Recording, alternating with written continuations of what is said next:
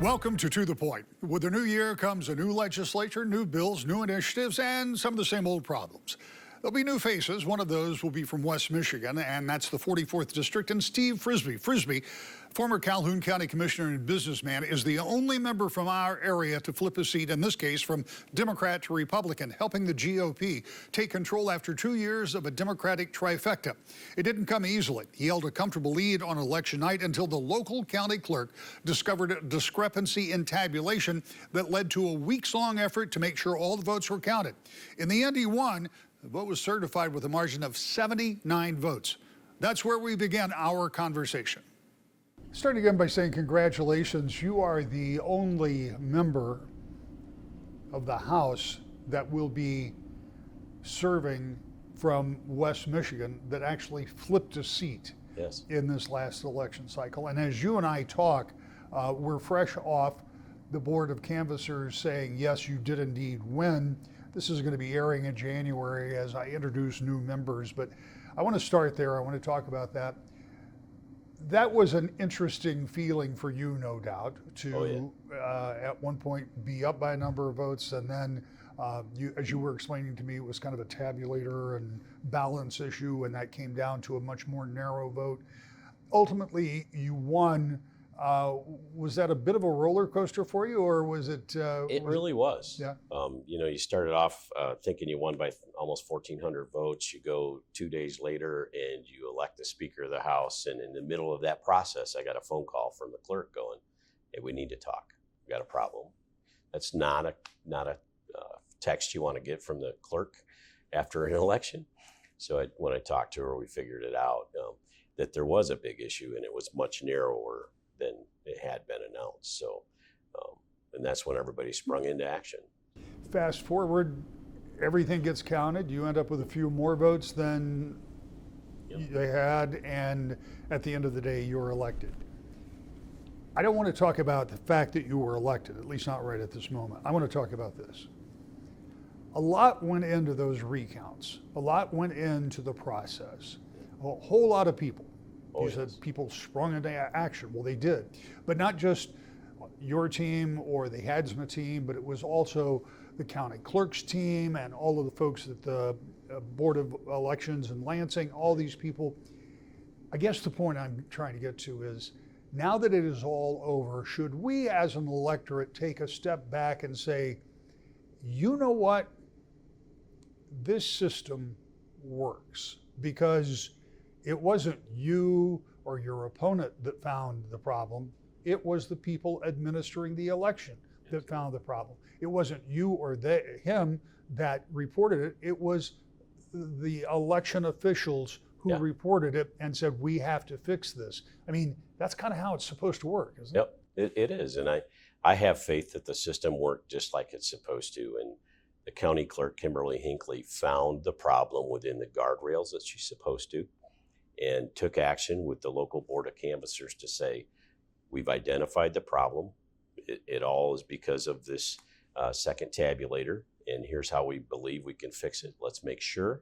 And they worked together and said, yes, that's the way to do it. Just take those totals that were already there in the clerk's office, add them in, and that's when the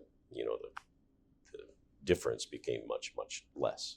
So, despite the fact you had to wait a couple of weeks, and despite the fact that it might have been a little uncomfortable, obviously you have the advantage of coming out on the upside, but at the end of the day, the process was followed. And so after so much turmoil and so many people complaining about elections and the validity of them, maybe this will be something people will point to and say, yeah, we think it works. Yeah, and I hope they do. And I said from the get-go, it's a process problem. It's not a problem finding ballots. That some people, I even heard some people say that. And I was careful to say the problem was found, identified. It's a process problem. It's not a we found ballots problem. It's a legitimate problem, and resolved, I think, in the fairest and best way. All right, let's fast forward. You are now a member of the State House of Representatives. You come with previous experience on the county commission. The two are different. On the county commission level, people tend to keep their party identities kind of low key. Yes. Not so in Lansing. No. And as you say, you were already there for the election of Speaker of the House, Representative Hall. And as you get ready to start this process, what is your thought about what you've seen so far in Lansing? Is there, I mean, I know you've been there a lot of times, so it's not Sure. a new place for you, but is there anything that surprises you as you get ready to serve? I don't know surprises yet because I don't know all of the process, right? And I know I've got a steep learning curve. You're right. From a county commission to we don't write laws in the county. We maybe write some county-wide ordinances, of which I think we did twice in my 14 years. So it's a much different because you have to put thought into policy and you have to get more input about who this affects, who affects negatively, positively, all of those things. So how do you surround yourself with really knowledgeable people that can help guide you in a process? And who can you trust? Who shouldn't you trust? And sometimes you learn that by fire, right? And but I'm willing to learn, and I'm not naive to the thought that I have a lot to learn, and that's okay.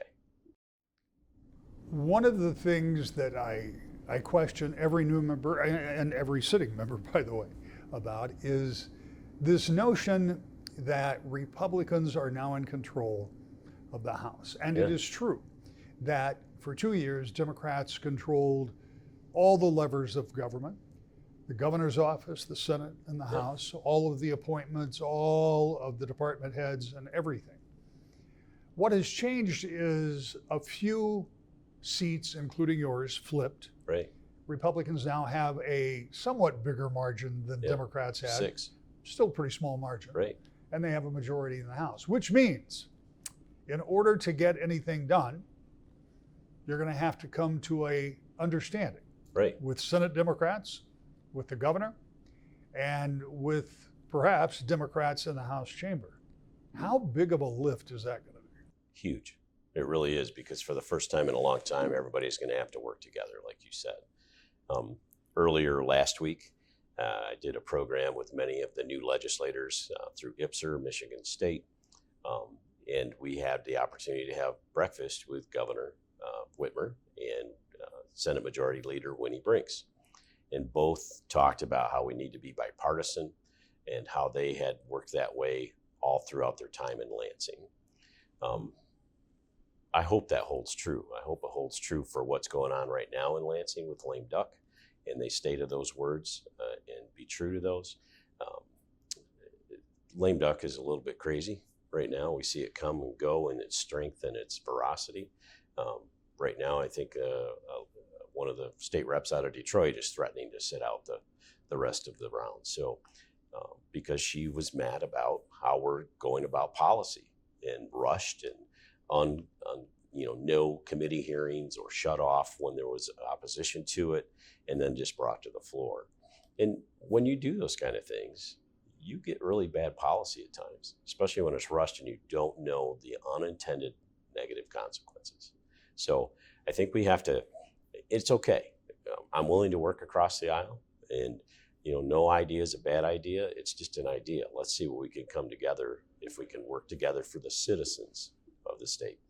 A minute ago, you said you felt like the last 2 years have been more for special interests. Give me an example of something that was, from your perspective, designed more for special interest. I'll give you a couple, and one was repeal of right to work, done for the union folks.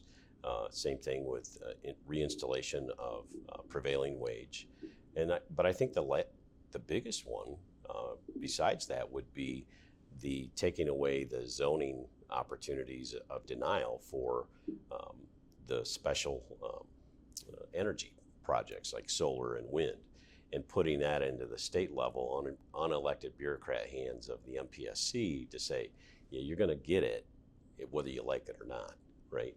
And by the way, we're going to keep all the funds for that. So solar is appropriate in some places if they want it, if that's what they want to do. A farmer wants to make his land available, or some large landowner wants to do that. That's private property rights. That should drive that. But then they have to convince their local citizens that fits within their zoning needs or wants. It shouldn't be a Lansing decision.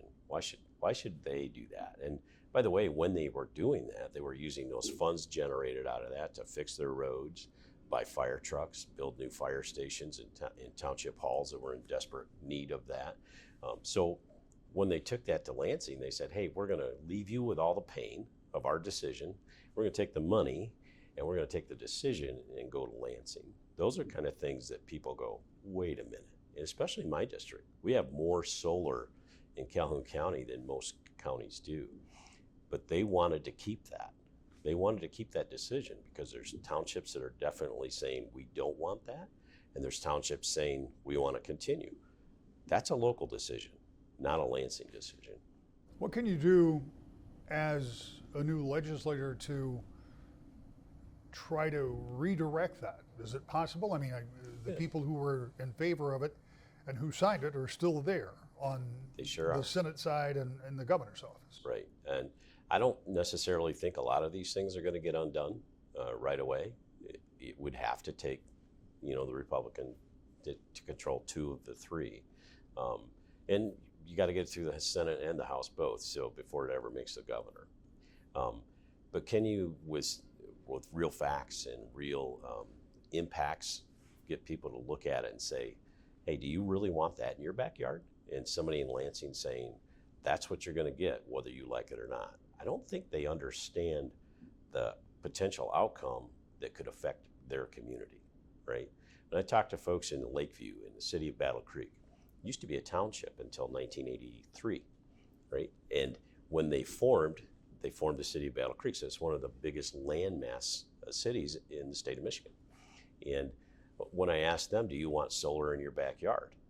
Because there's farmland within the city of Battle Creek. They all looked at me sideways and said, what do you mean? I said, that's exactly what it means. The MPSC could take that beautiful land behind your home in $250,000 to $500,000 homes, and you're going to have a solar field in your backyard. If you're okay with that, go for it.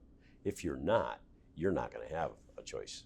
You're going to get what Lansing decides. So when you can apply that across the state and say, is this what you really want in the city of Wyoming? Is this what you really want in the outskirts of Detroit or downtown Detroit? Is this what you really want in East Grand Rapids? Because that's what's going to happen if you don't peel that back and say that's a local decision. What are some of the things that are possible? Because as you point out, some of those things, some of those big issue and, Right. and frankly, pretty much straight party line votes are not going to go away.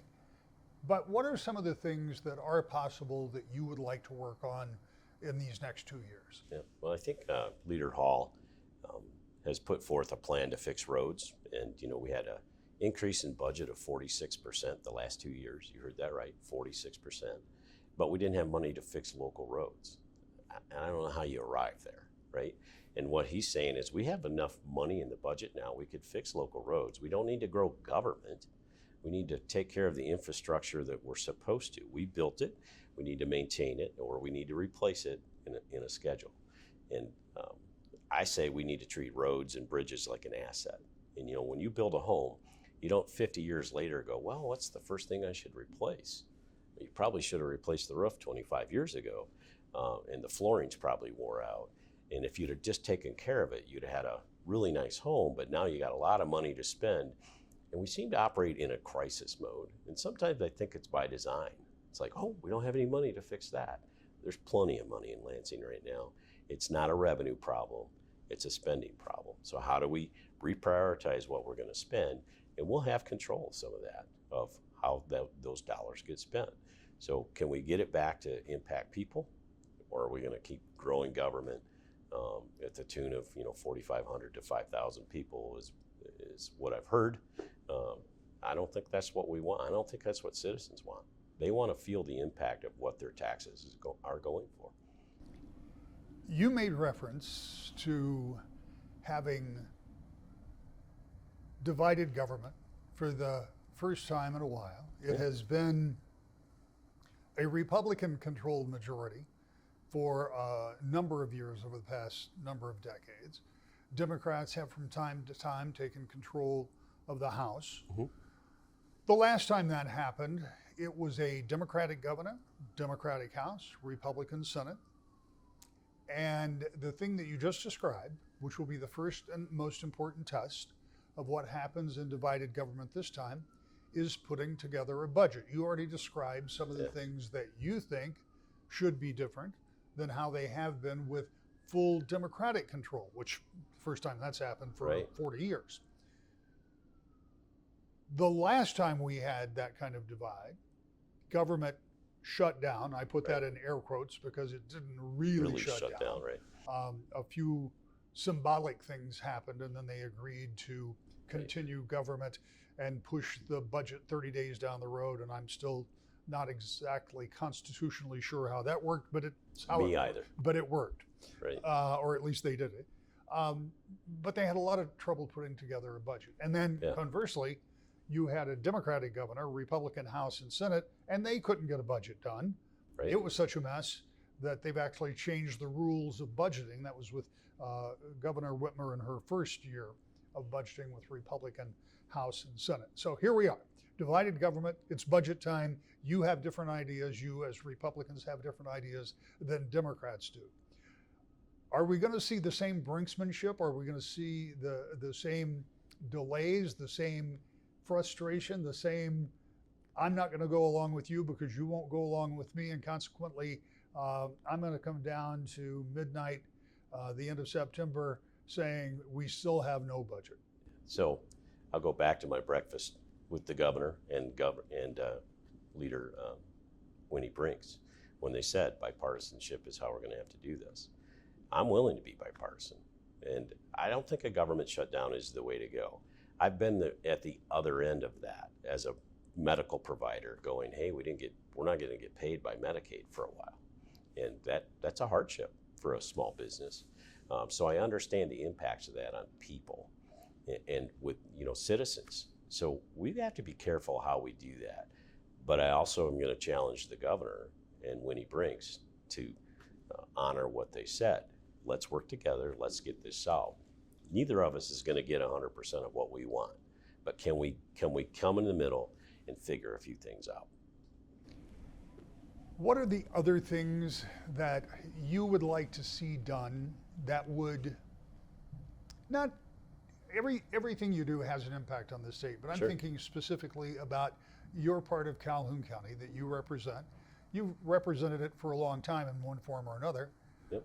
What are some of the things that need to be done right there at home in your backyard? Yeah, so roads, local roads, right? Matt Hall said it the best. We have not fixed any local roads. We had $9.2 billion to start the year in 23. It's gone. But yet the revenue projections are still pretty good.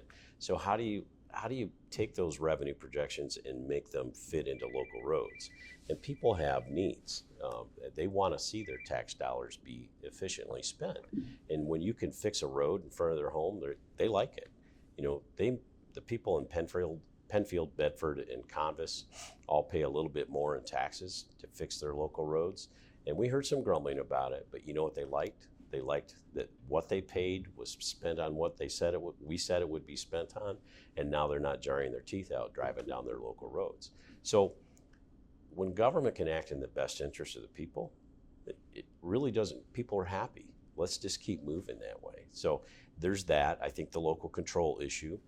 And then how do we create a business environment that encourages Michigan growth, right? We've gone from Rick Snyder of growing population, decreasing unfunded future liabilities, to Jim Hansma introducing a bill and passing it, I believe, that added $20 billion overnight to unfunded future liabilities without any committee hearing of opposition. Shut it down, took it to the floor, vote. That's the kind of stuff that people go, wait a minute, why are we adding pension liabilities, right? Why are we, a government pension is constitutionally protected. So again, we can spend money elsewhere. And if that one all of a sudden is a crisis, we got to come up with money to fund it. We got to stop acting that way. We've got to start taking care of what we put in place of roads, bridges, and other infrastructure so that we avoid crisis. And crisis always leads to, from my perspective in the past, always leads to bad decisions of, oh, we need more money, right? We need more money. We got more money already. Let's use it wisely. So that's probably, I think what folks in my district are saying, we spend a lot of money. You already raised taxes on us last year. What do you need more money for now? What do you think the atmosphere is going to be like when you go in for that first session? Because as we sit here, that hasn't happened yet. It will very soon. Yeah. As this airs. The good thing is I know some folks on the other side. You know, I've talked with Matt Longjohn, who you interviewed earlier, and he's a physician, I'm a paramedic, and he said, hey, let's talk about healthcare issues and how we can impact those. I'd love to. If I can be of assistance. He has more knowledge about healthcare than I ever will as a physician, but a paramedic has a pretty unique perspective that they can offer of how can we impact healthcare in a good way. Stephen Wooden, I went to the program called Michigan Political Leadership Program. Stephen Wooden was in that. Jason, and I'm going to forget his last name, from the Detroit area, in that program with me. So we already spent 10 weekends across Michigan and learned to like each other in spite of our R&D. And I can walk up to Stephen Wooden and have a conversation today about anything that we need to have and anything he wants to get done. We can have that conversation. He's big about housing. He's led a housing commission in Grand Rapids. He understands the inner city housing issues. How can we arrive at a decision with Stephen Wooden that helps to build homes in Grand Rapids and Battle Creek and all across the state of Michigan that we need. So there's an advantage it's all about relationships. And I've never met a stranger, right? I can walk into a room and talk to anybody about anything, and I'm not afraid to do it. So even if it's a tough conversation. The legislature will begin with a formidable task, putting together a budget that all sides can agree to. That has proven to be an elusive dream in past divided government and may give us an idea of how it will work this time around early on in the session. We'll see you next week. To the point.